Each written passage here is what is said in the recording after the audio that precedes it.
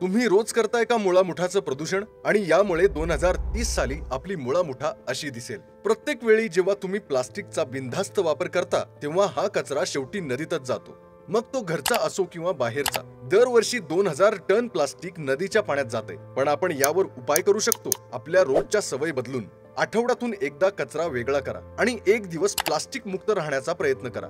कुठेही प्लास्टिकच्या पिशव्या किंवा बाटल्या फेकू नका आणि प्लास्टिकला पुन्हा वापरण्यायोग्य बनवा. पुण्यात अनेक स्वच्छता मोहिमा चालवल्या जातात. नदीच्या या स्वच्छता मोहिमांमध्ये भाग घ्या आणि प्रत्यक्ष नदीकाठ स्वच्छ करून या. पुण्याच्या नदी किनारी झाडं लावण्याचं काम लोकसमूहाने करतात. तिथेही आपला सहभाग नोंदवा. आपल्या नगरपालिकेच्या शुद्धीकरण प्रकल्पांना पाठिंबा द्या. तुम्हाला नाही वाटत की आपण खरंच काहीतरी केलं पाहिजे? आपण सगळे एकत्र आलो तर 2030 मध्ये मुळामुठा जिवंत दिसेल. ही अशी. मग तुम्ही का थांबला आहात?